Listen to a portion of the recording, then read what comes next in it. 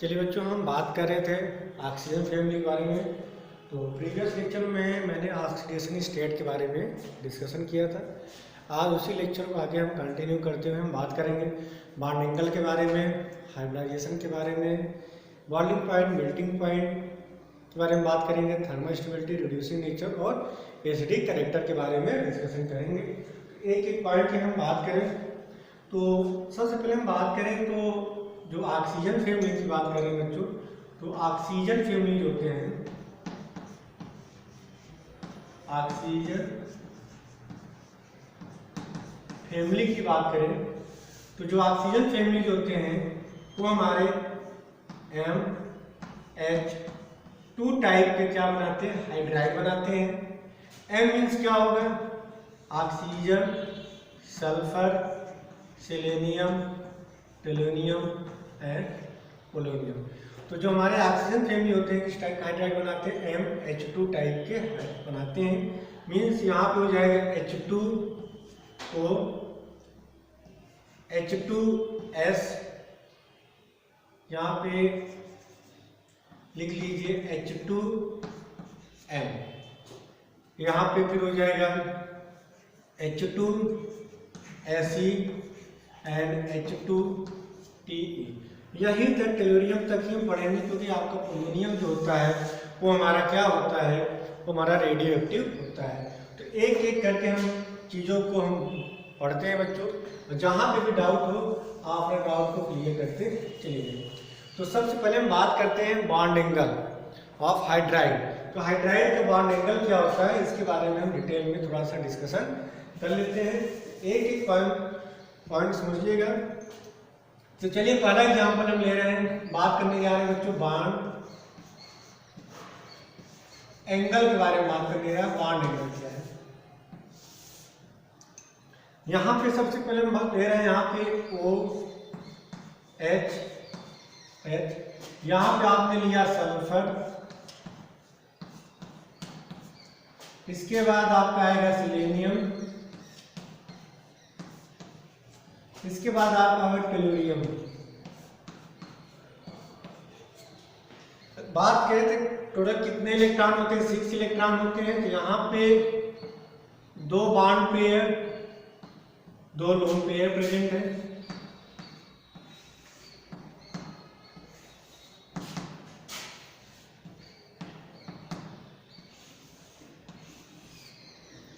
तो यहाँ पे 2 बॉन्ड पेयर और 2 लोन पेयर प्रेजेंट है। तो बात करें तो यहाँ पे हाइब्रिडाइजेशन क्या होगा, हाइब्रिडाइजेशन की बात करें बच्चों, sp3 जितने भी दिए गए हैं सब पे क्या होगा, sp3, क्योंकि 2 बॉन्ड पेयर 2 लोन पेयर दिया गया है। यदि हमारा sp3 है तो बॉन्ड एंगल कितना होना चाहिए, 10928। लेकिन यहाँ पे देख रहे हैं कि 2 लोन पेयर और बॉन्ड पेयर, तो यहाँ पे lone pair repulsion greater than bond pair repulsion.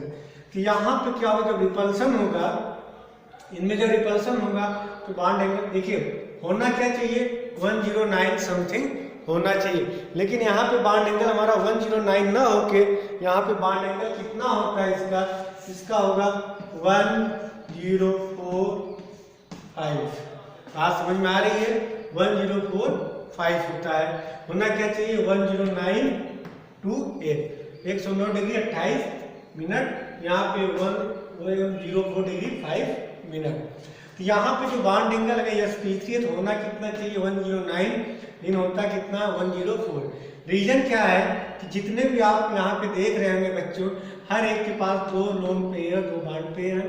तो आपको 11 में मैंने बताया था balance cell electron pair repulsion theory. तो यहाँ पे लोन पेयर रिपल्सन ज्यादा होगा, किससे, बॉन्ड पेयर। तो यहाँ पे जब रिपल्सन होगा तो बॉन्ड एंगल क्या हो जाएगा, कम हो जाएगा, और कितना कम हो जाएगा, 104 डिग्री 5 मिनट। यहाँ तक समझ में आ रही है।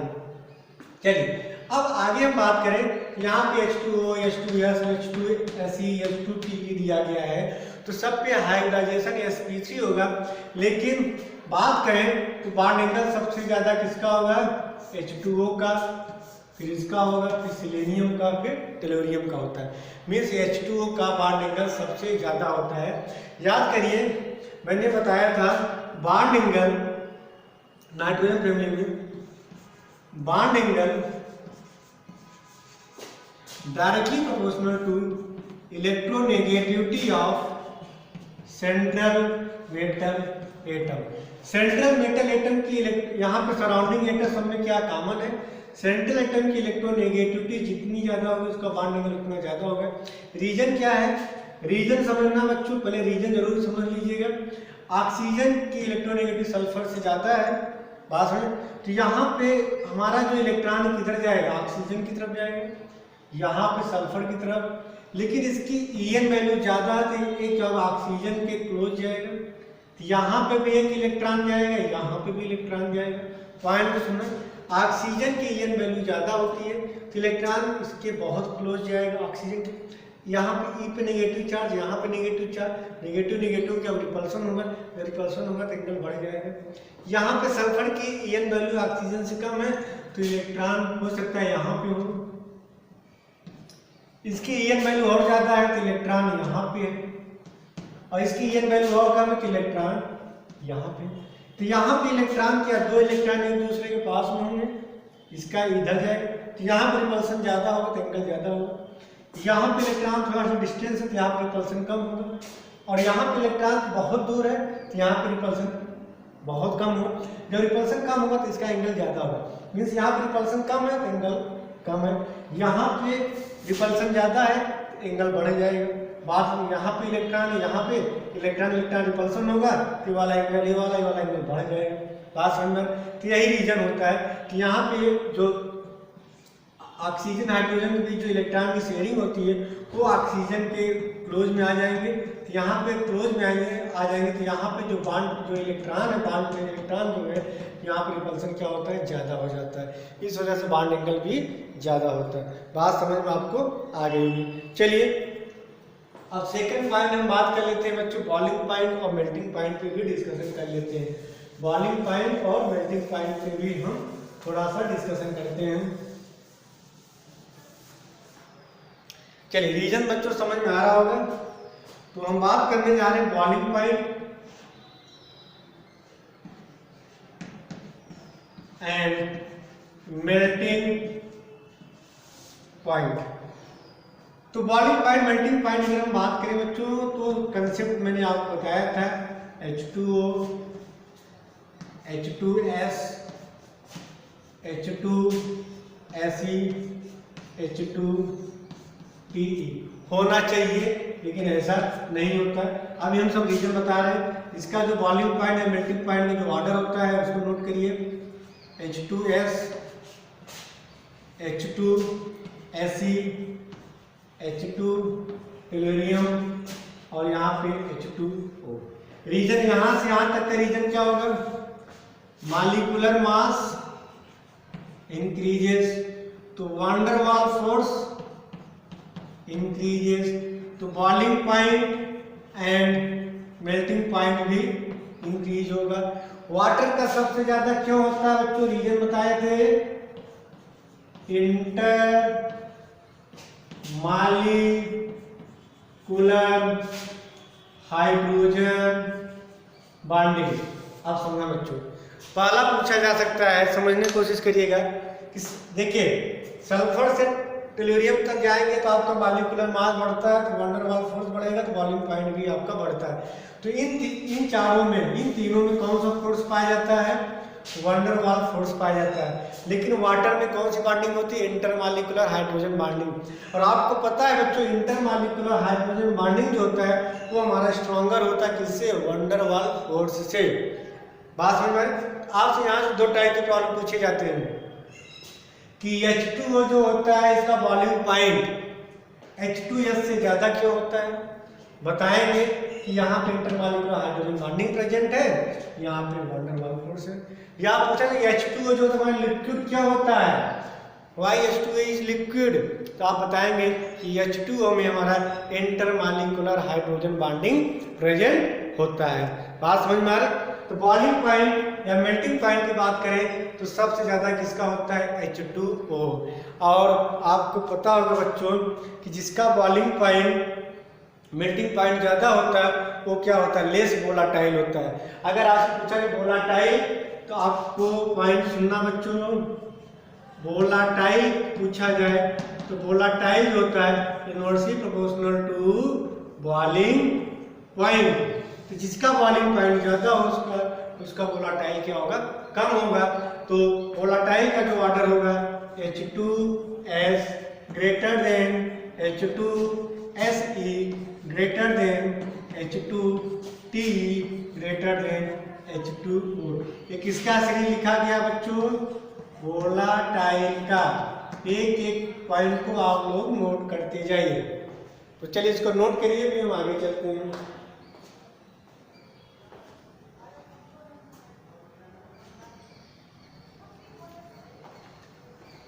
चलिए यहां तक तो आप लोग नोट कर लिए होंगे।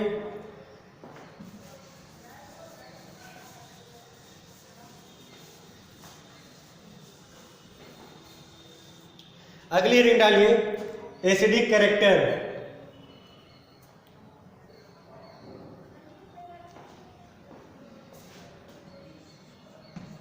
एसिडिक कैरेक्टर, एसिडिक कैरेक्टर का मतलब क्या होगा, जो आसानी से H+ दे दे उसकी एसिडिटी क्या होगी, ज्यादा होगी। तो अगर आपसे कहा जाए रीजन पर समझना बच्चों, तो पहले बना लीजिए,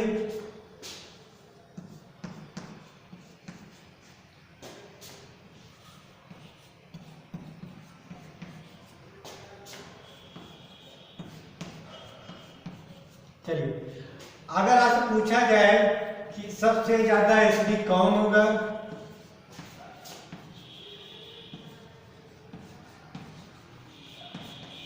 समझिए, तो सबसे ज्यादा एसिडिक कौन होगा, H2Te, टेलुरियम सबसे ज्यादा एसिडिक होगा।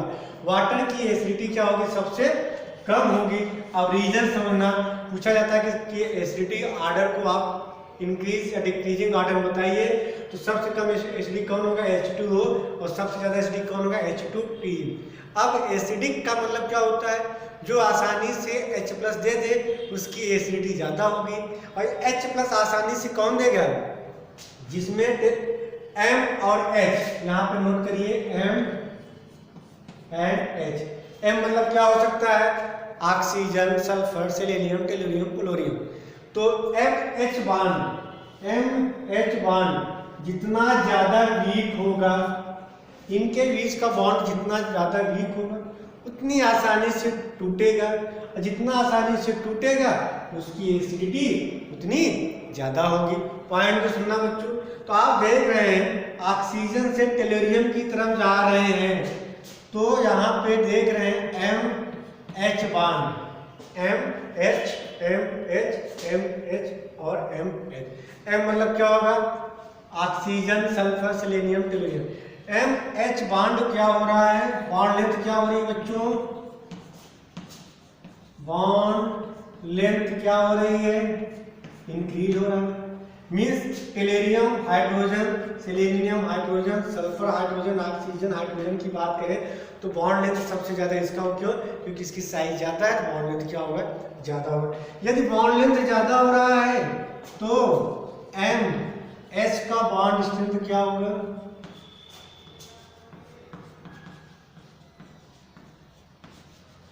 कम होगा। यदि बॉन्ड स्ट्रेंथ कम हो रहा है तो बॉन्ड डिसोसिएशन एनर्जी भी क्या होगी, वो भी कम होगी। बॉन्ड डिसोसिएशन एनर्जी का मतलब होगा कि जिस बॉन्ड को तोड़ने के लिए कितनी ज्यादा एनर्जी दे रहे हैं। यहाँ पे बॉन्ड लेंथ कम है तो क्या होगा, इनके बीच अट्रैक्शन ज्यादा होगा, तो यहाँ पे आपको बॉन्ड को तोड़ने के लिए ज्यादा एनर्जी देनी पड़ेगी।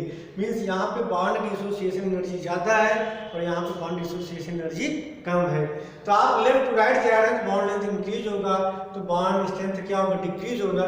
मीन्स बॉन्ड डिसोसिएशन एनर्जी भी क्या होगी, कम होगी। इतना नोट करिए।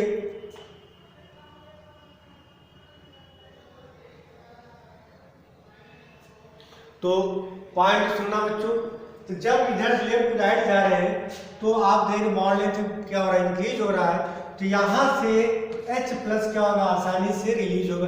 मीन्स ये बॉन्ड क्या इजीली क्या हो जाएगा, ब्रेक हो जाएगा। मीन्स यहाँ पे बॉन्ड लेंथ ज़्यादा है, बॉन्ड स्ट्रेंथ कम है, बॉन्ड डिसोसिएशन एनर्जी कम है।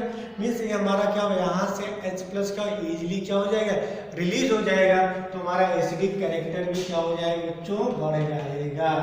बात समझ में आ रही है। तो सबसे ज़्यादा एसिडिक कौन होगा, टेलुरियम हाइड्राइड होगा। रीजन क्योंकि इसका बॉन्ड लेंथ ज़्यादा है, बॉन्ड लेंथ ज़्यादा है, तो यहाँ पे H प्लस ईजिली क्या हो जाएगा, ब्रेक हो जाएगा। बात समझ में आ रही। तो चलिए इसको नोट करिए। तो एसिडिक कैरेक्टर वाला रीजन समझ में आ गया। अब चलिए इसमें समझ लीजिए थर्मली स्टेबिलिटी, कौन सबसे ज़्यादा थर्मल स्टेबल होगा। यहाँ पे वही कंसेप्ट है बच्चों, बस यहाँ पर डालिए थर्मल स्टेबिलिटी।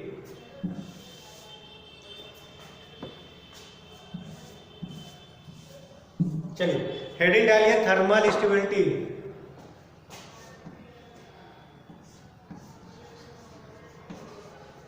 थर्मल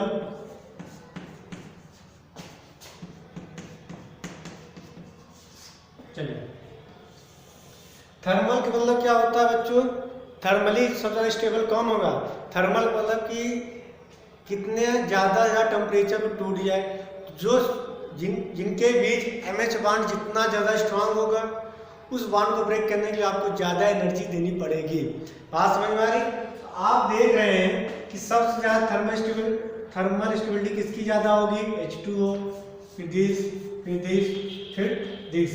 रीजन समझना बच्चों, क्योंकि यहाँ पे MH बॉन्ड क्या है, MH बॉन्ड लेंथ क्या छोटा है, मीन बॉन्ड स्ट्रेंथ ज़्यादा होगा। मीन्स इस बॉन्ड को तोड़ने के लिए आपको बहुत ज़्यादा एनर्जी देनी पड़ेगी। तो बॉन्ड डिसोसिएशन एनर्जी इसकी क्या होगी, हाई होगी। बॉन्ड डिसोसिएशन एनर्जी क्या होगी, मैक्सिमम होगी या हाई होगी। या बॉन्ड स्ट्रेंथ क्या होगा, यहाँ पे बॉन्ड मैक्सिमम होगा। मीन्स यहाँ पे H2O का बॉन्ड H2O ज़्यादा थर्मली स्टेबल होगा किसके कंपेरिजन में, H2E। तो रीजन क्या बताएंगे कि यहाँ पे MH का जो बॉन्ड है, मतलब ऑक्सीजन हाइड्रोजन का जो बॉन्ड लेंथ है वो कम है। यदि बॉन्ड लेंथ कम है तो बॉन्ड डिसोसिएशन एनर्जी क्या होगी, मैक्सिमम होगी। मीन्स बॉन्ड स्ट्रेंथ क्या होगा, ज़्यादा होगा। मीन्स इस बॉन्ड को ब्रेक करने के लिए आपको बहुत ज़्यादा एनर्जी देनी पड़ेगी, मीन्स बहुत ज़्यादा हीट देनी पड़ेगी। थर्मली मतलब जो हाई टेम्परेचर पर टूटे उसकी थर्मल स्टेबिलिटी ज़्यादा होगी, जो लो टेम्परेचर पर टूट जाए उसकी थर्मल स्टेबिलिटी क्या होगी, कम होगी। यहाँ पे MH बॉन्ड या ऑक्सीजन हाइड्रोजन बॉन्ड स्ट्रांग है, मीन्स इसकी बॉन्ड डिसोसिएशन एनर्जी ज़्यादा है, या कह सकते बॉन्ड स्ट्रेंथ ज़्यादा है, तो हाई टेम्परेचर पे टूटेगा। इस वजह से इसकी थर्मल स्टेबिलिटी क्या है, ज़्यादा है। यहाँ पे बॉन्ड लेंथ क्या है बच्चों, बॉन्ड लेंथ ज़्यादा है। बॉन्ड लेंथ ज़्यादा होने का मतलब कि बॉन्ड स्ट्रेंथ क्या होगा, कम होगा। मीन बॉन्ड डिसोसिएशन एनर्जी भी कम होगी।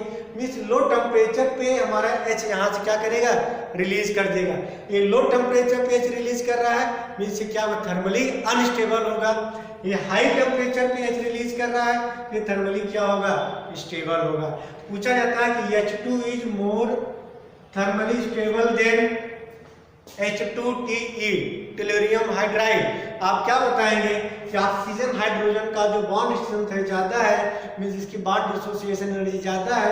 मीन्स यहाँ पे आपको हाई टेम्परेचर देंगे तब यहाँ पर हमारा H रिलीज होता है, इसलिए थर्मली क्या होता है, स्टेबल होता है। यहाँ पे रीजन क्या बताएंगे, टेलुरियम हाइड्रोजन के बीच का बॉन्ड लेंथ क्या है, ज़्यादा है। बॉन्ड लेंथ ज़्यादा है मतलब बॉन्ड स्ट्रेंथ क्या होगा, कम होगा। मीन बॉन्ड डिसोसिएशन एनर्जी भी कम होगी, ये हमारा क्या होगा, थर्मली अनस्टेबल होगा। बात समझ में आपको आ रही होगी। चलिए लास्ट पॉइंट पे हम डिस्कशन कर लेते हैं, रिड्यूसिंग कैरेक्टर के बारे में थोड़ा सा डिस्कशन कर लेते हैं बच्चों। चलिए अब हम बात करने जा रहे हैं रिड्यूसिंग कैरेक्टर।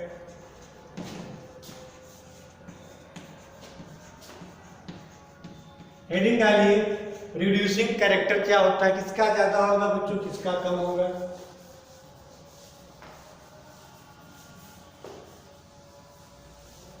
चलिए हम बात करते हैं रिड्यूसिंग कैरेक्टर। रिड्यूसिंग कैरेक्टर का मतलब क्या होगा कि जो आसानी से H हमारा क्या करे, रिलीज कर दे। जो आसानी से हमारा H क्या करे, हाइड्रोजन को रिलीज कर दे, उसका रिड्यूसिंग कैरेक्टर क्या होगा, ज़्यादा होगा। मैंने नाइट्रोजन फैमिली में मैंने बताया था वही सेम रीजन होगा, H2S, H2Se, H2Te means reducing character inversely proportional to thermally stable।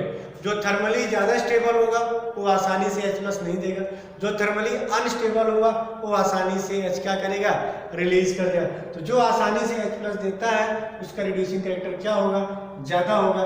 तो यहाँ पे क्या होगा, TeHH, यहाँ पे OHH, यहाँ पे बॉन्ड लेंथ क्या है, ज़्यादा है। जब बॉन्ड लेंथ ज़्यादा है तो आसानी से बॉन्ड टूट जाएगा, हमारा H क्या होगा, यहाँ से रिलीज हो जाएगा।